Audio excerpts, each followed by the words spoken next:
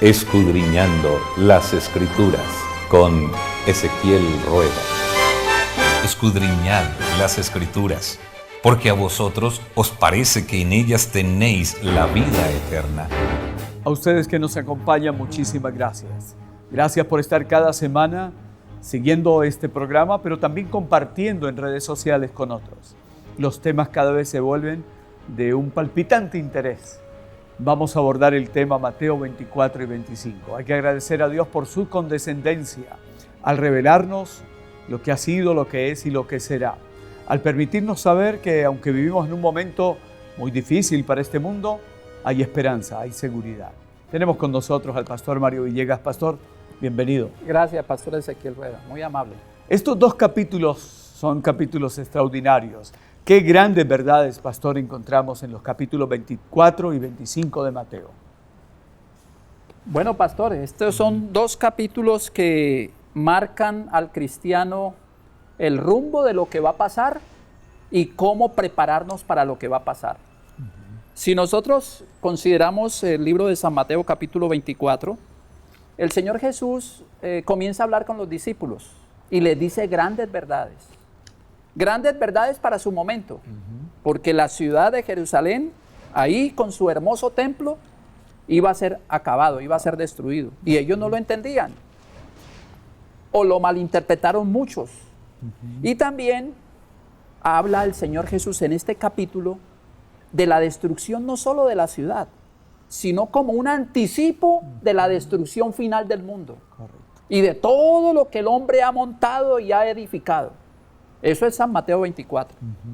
Allí en San Mateo 24 se dan las señales que ocurrirían antes de que Jesús venga. O sea, muestran toda la señalización de ese camino que nos va a conducir a la venida de Jesús. Pero es interesante, pastor Ezequiel, que el capítulo 25 habla del cómo prepararnos para los acontecimientos que vienen. En otras palabras, el capítulo 24 dice qué es lo que va a pasar. Y el capítulo 25 dice cómo debes de prepararte para lo que va a pasar. Y lo que va a pasar, lo importante no son los acontecimientos proféticos que se mencionan de las señales de la venida de Cristo. El centro de estos dos capítulos es Cristo. Amén. ¿Qué es lo que Él espera que entendamos los cristianos? Como lo hemos repetido en ocasiones anteriores, el centro de toda la Escritura es Jesús. No podemos darle importancia a eventos. Esos eventos se van a suceder. Pero si esos eventos, creemos solamente en los eventos y no estamos fundamentados en el evento más importante, que es Cristo, el que está hablando y el cual va a volver, nos quedamos con los eventos. Y por eso muchas personas están esperando algunas señales, que la ley dominical, que esto está ocurriendo, pura especulación muchas veces, y no nos hemos centrado en el personaje que es Cristo. La relación con Él no me produce miedo de lo que está pasando. Mi relación con Él hace que esté tranquilo por lo que va a pasar, porque el que está en Cristo está seguro. Qué importante, pastor, la advertencia que usted hace, porque corremos riesgo de hacer de las noticias, del periódico, la televisión, la radio, lo más importante, pero el centro será Jesús. Pastor, ¿cómo confirmamos el cumplimiento de esas profecías de Mateo 24 y 25? Sería muy interesante, pastor, que miráramos la Biblia y quienes nos están viendo y escuchando, miráramos que, como dije anteriormente, San Mateo 24, el Señor se acerca y habla de que ahí no va a quedar nada parado, ahí en la ciudad, están dentro de la ciudad de ellos, y le está diciendo de esto no va a quedar nada. Y entonces se hace una pregunta en el versículo 3, ¿cuándo serán, la última parte del versículo 3, cuándo serán estas cosas? O sea, lo que se va a acabar, se va a destruir. ¿Y qué señal? Ellos están pidiendo una señal de tu venida y del fin del siglo. O sea, el Señor aquí está mostrando que algo va a acontecer, pero ellos no lo saben. Y es cuando el Señor comienza, noten, a enfatizar algo. Dice, versículo 5. El versículo 4 dice, no los vayan a engañar. Correcto. O sea, el Señor hace una advertencia en el capítulo 24. No se dejen engañar. ¿Cuál va a ser el engaño? De los falsos cristos, dice el versículo 5. Que a muchos van a engañar. ¿Quiénes son esos falsos cristos? Los que quitan a Cristo como el centro de mi salvación y se colocan ellos como la estrella. todo aquel que quite a Jesús y se coloque como el centro de la adoración es un falso Cristo. Y si ustedes notan, vuelve y lo repite nuevamente en el versículo 11. Y muchos falsos, ahora dice profetas, o sea, aquellos que van a vaticinar cosas, van a declarar cosas, dice, se levantarán y engañarán a muchos. O sea, el Señor enfatizó cuidarnos de no fundamentarnos en la palabra. Los falsos cristos vienen hablando no lo que tiene que ver con la palabra, sino sus propias palabras. Pero además de eso, la profecía también menciona detalles. Por ejemplo, dice en el versículo 6, van a venir guerras, rumores. Dice, pero no es el fin, dice el versículo 6. Y luego dice el versículo 7, que habrá pestes, hambres, terremotos en diferentes lugares. Y luego en el versículo 9 dice, va a venir una persecución terrible. Y eso vino en el tiempo después de que Jesús habló aquí. Vino una persecución de los Césares. Recuerden que estaba el Imperio Romano. Persiguieron a los cristianos. Y los cristianos tuvieron que irse por muchos lugares y eso hizo que el Evangelio se desarrollara. Pero aquí el Señor está enfatizando, eso no es lo básico. Eso siempre será. Pero en el versículo 14 es interesante que dice, hay una señal final. Cuando se exalte a Jesús, cuando ya no haya excusa de nadie para decir, yo no entendí que Él venía. Dice, y será predicado el versículo 14. Es el evangelio del reino en todo el mundo para testimonio a todas las naciones y entonces vendrá el fin. Pero eso no queda allí. Noten que más adelante el Señor sigue hablando lo mismo, pero enfatiza nuevamente en el versículo 24, porque se levantarán falsos cristos y falsos profetas y harán grandes señales y prodigios de tal manera que engañarán, si fuera posible, aún a los escogidos. Entonces, las profecías se han ido cumpliendo, pero la gran profecía que tenemos nosotros que reconocer es la del versículo 14. Somos colaboradores de Dios. Tenemos que presentar estas verdades. El Señor viene y no sabemos la hora, Él lo dijo ahí, no se vayan a dejar engañar, la hora no la sabemos, ni el día, pero sí están los acontecimientos que proféticamente se han ido cumpliendo y que hoy en día vemos mucho más. ¿Dónde está Cristo hoy? ¿Lo exaltamos? ¿Acudimos a Él? Noten ustedes, la palabra de Dios dice, cuando venga el Hijo del Hombre, ¿hallará fe en la tierra? Sí, fe en gente. Fe en ciertas religiones, ciertas creencias, pero fe en la persona de Jesús. Vuelvo a enfatizar, lo importante es no dar la importancia a la religión, es a la relación con Jesús. Amén. Eso es lo importante, porque Él es el centro de estas profecías. Si solamente nos quedamos en acontecimientos, hay mucha gente que dice, eso lo he oído desde niño y sigo oyendo lo mismo, ¿no? Sí, la misma historia que va a venir. Lo que tenemos que reconocer es que venga Jesús hoy, mi relación con Él. Si hoy viene y hoy me muero, ya llegó la venida porque me morí, ya no hay más esperanza. Entonces que ya viene, puede llegar esta noche. Pastor, usted ha dicho algo muy importante y central. La gente vive pendiente de qué señal falta, qué va a pasar mañana, pero no se preocupan que la vida hoy es y mañana no es. Así es. Y es muy importante la relación con el Señor hoy. Si no tengo a Jesús, ¿de qué me sirvió mi religión? ¿De qué me sirvieron mis títulos o mi conocimiento teológico? De nada, porque Él lo dijo en Juan 15:5. Separados de mí, no valen ni los títulos, ni la religión, ni mi posición, nada. Sin Jesús, cero. Pastor, este punto es extraordinario porque hay gente que nos pregunta qué falta por cumplirse, ¿no? Y alguien decía, pues, ¿usted por qué hace esa pregunta? Porque es que a veces detrás de la pregunta está el pensamiento, ¿cuánto falta para seguir como estoy, no? Así es.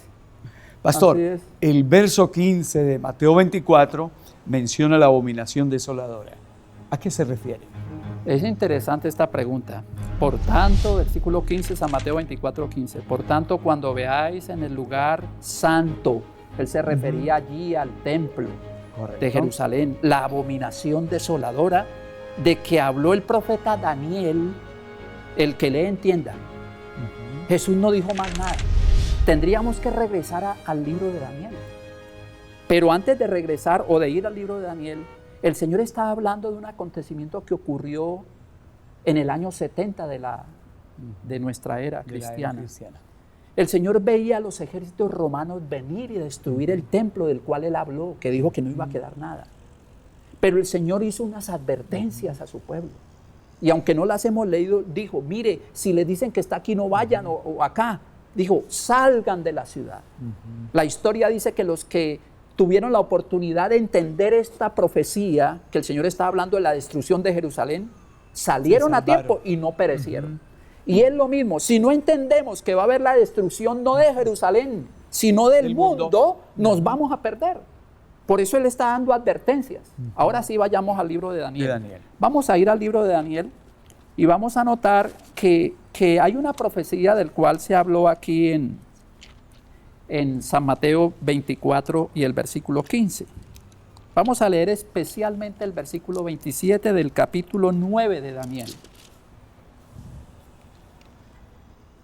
Aquí está hablando de una profecía que se dio en el tiempo en que apareció Jesús. Esta profecía se cumplió con la venida de Jesús, las 70 semanas, que no habría tiempo de explicarla. Desde el versículo 24 se le dijo al profeta Daniel, hay 70 semanas para ti y para tu pueblo hasta que venga Jesús, y a Jesús se le va a matar, y luego se va a quitar el ministerio de Jesús, se va a quitar su continuo ministerio de Jesús, o sea, la intercesión, y entonces va a venir una abominación, que es, vamos a explicarlo un poquito más adelante eso de abominación. Dice en el versículo 27, y por otra semana, estamos hablando de las 70 semanas, la última semana, dice, confirmará el pacto con muchos. A la mitad de la semana hará cesar el sacrificio y la ofrenda, o sea, la muerte de Cristo. Así es. Después, con la muchedumbre de las abominaciones, vendrá el desolador, hasta que venga la consumación y lo que está determinado se derrame sobre el desolador. O sea, desolador está indicando algo que iba a estar desolado, acabado. Jesús, vuelvo y repito, habló de la llegada de Tito, que era el emperador romano que acabó con la ciudad de Jerusalén. Y murieron, dicen, cerca de 1 millón de judíos, que no entendieron lo que el Señor les dijo, hay que salir. Ahora, el Señor habló también que este cumplimiento desolador, o que iba a acabar con la ciudad, se cumpliría nuevamente al final de la historia de nosotros los humanos. Y podemos ver solamente una pinceladita en lo que la palabra de Dios menciona. Vamos a ir al capítulo 8 del libro de Daniel. En el capítulo 8 vamos a leer el versículo 11. El 12 y el 13. Está hablando de un sistema que al final de la historia va a quitar todo lo que es sagrado y se va a colocar él como el sagrado, el sistema. Y noten, dice, aún se engrandeció contra el príncipe de los ejércitos, y por él fue quitado el continuo sacrificio, o sea, la intercesión de Jesús se quitó, y el lugar de su santuario fue echado por tierra, la verdad de Dios. Y a causa, versículo 12, de la prevaricación le fue entregado el ejército junto con el continuo sacrificio, y echó por tierra la verdad e hizo cuanto quiso. Este es un sistema que, si leemos el capítulo 7 y lo comparamos con Apocalipsis 13, está hablando de un sistema que parte después de Roma imperial. Después de que Roma acaba con la ciudad, viene otro sistema después de Roma que se aplica aquí en la profecía, y ahora persigue a los santos, quita la palabra de Dios y coloca la tradición, quita a Jesús como el único medio intercesor y el único camino de salvación, y entonces coloca los méritos humanos, las obras humanas, las indulgencias, otros mediadores, y Cristo no aparece. Echa por tierra la verdad, o sea, quita la verdad de Dios, quita la palabra de Dios. Y ese sistema es el que el Señor vio, y que aquí se describe proféticamente como un cuerno pequeño que habla en nombre de Dios, pero pisotea todo lo que es de Dios. Ese concepto es abominable para Dios, porque la palabra abominación desoladora viene de la palabra, lógicamente, destruir la verdad, acabar con lo sagrado, pisotear lo sagrado y colocarse en nombre de Dios como si fuera Dios, y perseguir a todos aquellos que no se quieren someter a lo que Él dice. Así que esa abominación desoladora, el concepto es destruir la verdad y destruir todo lo que tiene que ver con la obra intercesora de Cristo en el santuario. Por lo tanto, coloca otros intercesores humanos y quita a Jesús y dice, háblele aquí a ellos, que ellos sí pueden a ustedes abogar por ustedes ante Dios. Cuando eso está solo centrado en Cristo. Pisotea ese ministerio que se llama el continuo sacrificio o la obra de intercesión de Cristo en el santuario celestial. Pastor, interesante, y el tiempo no nos alcanza. Vamos a ir al capítulo que ya nos habla de la preparación que tenemos que tener, y aparecen varias parábolas. ¿Qué importancia tiene la parábola de las 10 vírgenes de Mateo 25? Bueno, hermanos y pastor, vamos a notar que en San Mateo 25 aparece esa hermosa parábola que, como dijimos anteriormente, nos indican el cómo prepararnos. Precisamente habla de 10 vírgenes que se preparan para esperar a un novio. Todas tienen lámparas, recordemos, esas lámparas tienen fuego. Ese fuego se da por aceite. Correcto. O sea, la palabra de Dios es lámpara, pero el aceite representa al Espíritu Santo. Todas tienen las lámparas, tenemos la palabra todos los cristianos. El aceite es el que nos ayuda a entender las grandes verdades de la palabra, pero en un momento dado, en la parábola dice que llamaron, el esposo llegó, todas estaban durmiendo. Eso significa que en un mundo en que estamos, todos estamos dormidos aparentemente. Cuando venga el momento crítico de la historia, que diga el Señor viene, y por eso estamos hablando de que el Señor nos dijo, Él viene, nos vamos a despertar, porque la obra de despertarse es la obra del Espíritu Santo. Pero 5 de ellas no tenían aceite. ¿Qué está diciendo? Sin la obra del Espíritu Santo, esto me funciona por un tiempito. Y después de un tiempo como cristiano me canso y ahora le echo la culpa a la iglesia, a los líderes, cuando tengo que entender que mi ministerio está centrado en el más allá. Yo estoy de paso, no puedo colocar mi confianza en una religión o en una secta o en un grupo de personas. Es Cristo, volvemos al principio. A ellas le faltaba ese aceite que era el Espíritu Santo. Y dice la parábola que fueron a buscar aceite. O sea, fueron a buscar al Espíritu Santo, ya no había tiempo, ya llegó el Señor. Y se cerraron las puertas, dice, y quedaron por fuera. ¿Qué está indicando esto? Que el Señor dijo, todos los días será a través del Espíritu Santo que yo estoy en completo contacto con Dios, en relación con Él. Si no tengo esa relación con Él, me voy a quedar por fuera. Es básicamente lo que está diciendo. Si Cristo no está en tu vida hoy, te quedas por fuera, porque esta noche puedes morir y te quedaste por fuera. Llegó la venida esta noche, te quedaste por fuera. O sea, lo importante de esto es que el Espíritu Santo me guíe por la lámpara, por la palabra, y esté despierto a los acontecimientos que están ocurriendo en la tierra. Importante, preparación. Pastor, ahí aparece también la parábola de los talentos. ¿Cuál es la relación que tiene con la segunda venida de Jesús? Es interesante, ahí habla de los talentos y habla cómo Dios repartió a cada uno. Esos talentos significan los dones, las capacidades. Y uno de ellos, podemos leer la parábola, uno de ellos dice que lo enterró. ¿Qué está diciendo? No me preocupo. Otros hagan la obra. Yo no necesito hacer la obra de Dios. Pago para que otros la hagan. Por eso volvemos al principio. Si el Espíritu Santo no está en mí, yo no hago nada. Me canso de hacer por Dios. Y quien no use los dones para el servicio de Dios, se va a quedar también aquí. Por eso el Señor habló de ese siervo malo. Dijo, sáquenlo, porque no sirvió. O sea, no estuvo dispuesto a entregarse al Espíritu Santo para que lo usara. Ahora, si el Espíritu Santo no se da cuenta que estoy pidiéndolo para servir a Dios, no va a llegar. Mucha gente que estamos esperando el Espíritu Santo, que venga el Espíritu Santo, pero si yo no estoy listo a decir, Señor, úseme en tu servicio, el Espíritu Santo no va a llegar. Y por eso el libro de Efesios es muy interesante, pastor. Vayamos al libro de Efesios capítulo 4. En el libro de Efesios habla precisamente de eso, de que todos nosotros tenemos que reconocer que si no usamos los dones que Dios nos ha dado, los talentos, las capacidades, aquí nos quedamos. Noten el libro de Efesios capítulo 4 dice, el versículo 11, él mismo constituyó a unos apóstoles, y ahí sigue hablando de profetas, pastores. ¿Con qué propósito? Con el fin de perfeccionar a los santos. Versículo 13, hasta que todos lleguemos a la unidad de la fe. Y el versículo 13, la última parte, dice para ser perfectos a la medida de la fe. O sea, los dones se dan para crecer, para edificar la iglesia.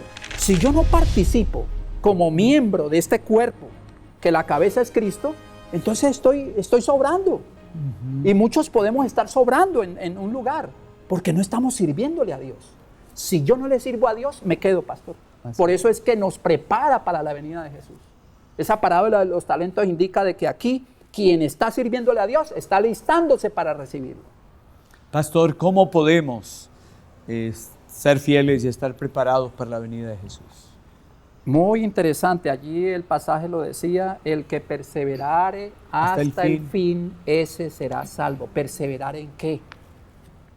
¿En creer? ¿En qué se basa mi creer? La perseverancia está en, volvemos al centro, en Cristo.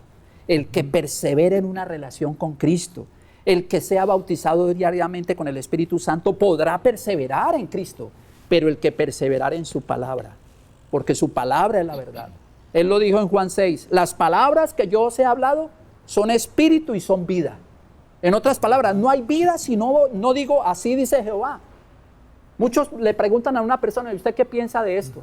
No es lo que pensemos, es lo que piensa Jehová. Una así dice Jehová. Y por eso el fundamento de nuestras creencias debería ser centradas en Cristo y centradas en su palabra.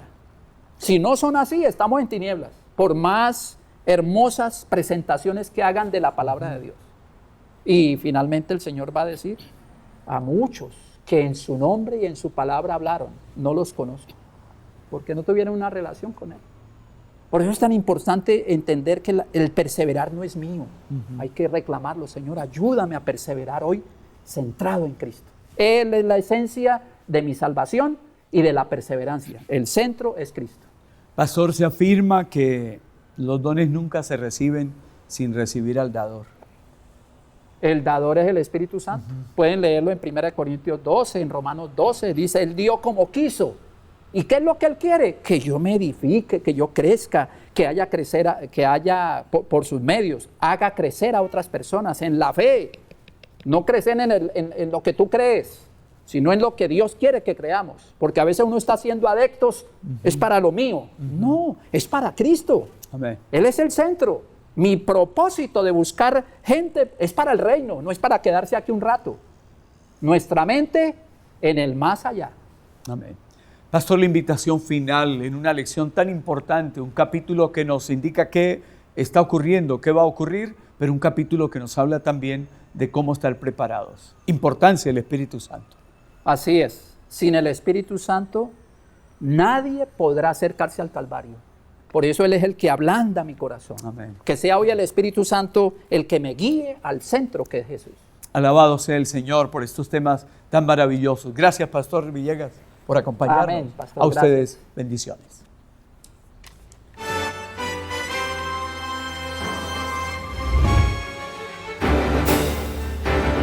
Hacemos nuestros ojos, se acerca su venida, se oyen ya los pasos del Rey que se aproxima. La tarea aún nos queda de anunciar.